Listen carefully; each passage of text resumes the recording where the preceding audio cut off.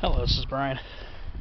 Today is Wednesday, August 3rd, 2022, and I'm here at Mast Park in Santee, right off of Carlton Oaks Road, or Carlton Hills Road, I should say. And I want to do an ode video, an ode to a tree I spotlighted last November, and it's this tree here. This is Desert-Willow.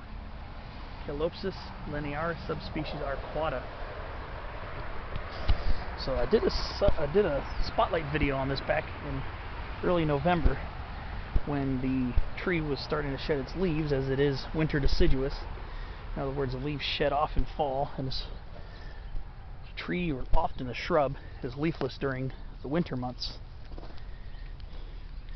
So here's a nice specimen, more of a tree-size specimen than the ones I spotlighted near Ranchita, and they still have flowers on them, so I'm gonna get in and show you some of the flowers. So this is kind of like not only an ode to this tree, but also a spotlight follow-up. So this is, again, Chilopsis linearis subspecies arcuata, desert willow. It is native here in San Diego County,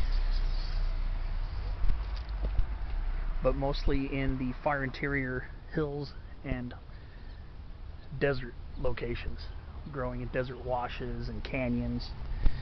But it's also quite a drought hardy tree. As you can see, it's planted up here, upslope from everything, and yet it is quite a picturesque, beautiful tree, and it is in the Bignoniaceae, the family with the catalpas,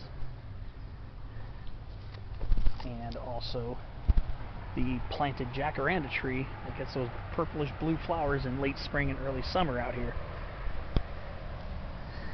So let's take some time to appreciate the beautiful architecture of this tree here. And I said momentarily I will be getting footage of the flowers, but I want to start with this tree here because of the beautiful shape and contortions of the branches. Just a rugged tree, like a lot of desert and arid climate trees are, which is really neat to look at because the architecture is so contorted and beautiful. Here's a flower right here.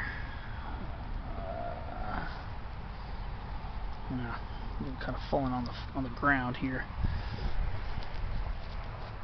I'll go up to a branch of the tree momentarily, but here's a younger one right here.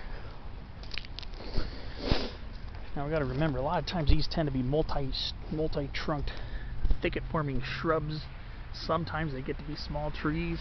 So these were most likely trimmed to expose their beautiful bark and beautiful stems. You can see here, this one tends to be multi-trunked, and the leaves are very willow-like, as you can see here. Very willow-like. And then they get these big, long seed capsules that split and reveal these fuzzy winged seeds. So this is actually a seed capsule, not a twig. Very long, several inches long. These are seed capsules right here. They look like legumes. They look like legumes in the Fabaceae, but no, these are Bignoniaceae, and a lot of Bignoniaceae get pod-like capsules for their fruits. Let's go check out some of the blooms. This one here has blooms still on it.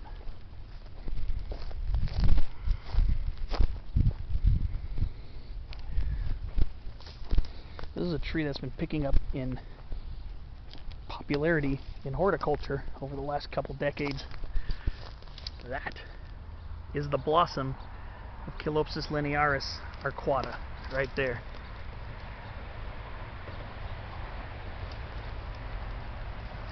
And when this tree is in full bloom, it is quite a sight to behold. Sometimes these trees will be covered in flowers, mostly during the summer months. These flowers are quite attractive.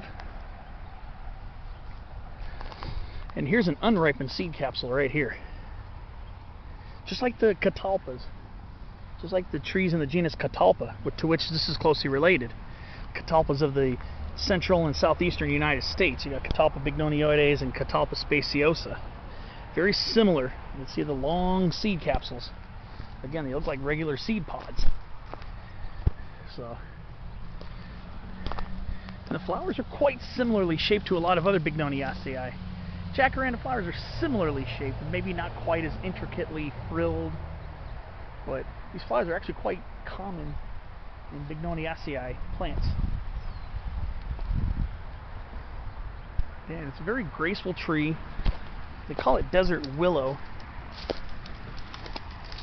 even though it's not a willow. It's because of these leaves here, very narrow leaves.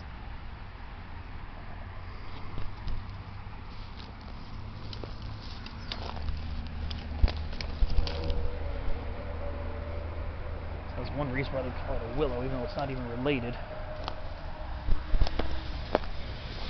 Look at the graceful form of this tree. Very graceful. That's another reason why they call it desert willows, because it has a very graceful form to it. Sometimes kind of soft appearing from the outside. But get it straight though. Let's be honest. These things are tough. Very heat tolerant, quite cold tolerant, and quite the rugged survivor of very harsh climates. Again, beautiful desert willow.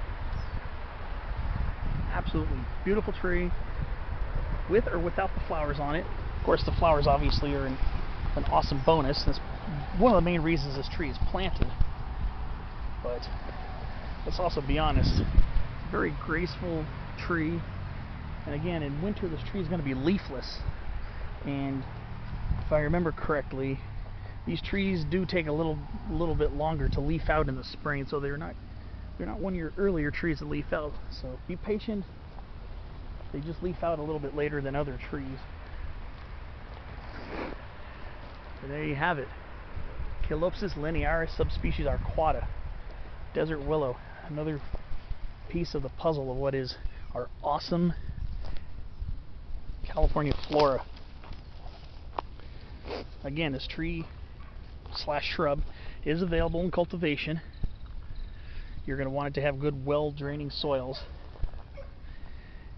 and you're going to definitely, if you take care of it, you can expect to have a rugged, beautiful piece of your landscape right here in your garden. So that's it. Chilopsis linearis subspecies arcuata, beautiful desert willow, live from here in Mast Park Santee. So I hope you take some time to check out these trees when you see them. Appreciate their beautiful flowers, appreciate their graceful form, and their rugged survivability. So thanks for watching. So this will be more like a follow-up spotlight / ode video to desert willow. Thanks for watching.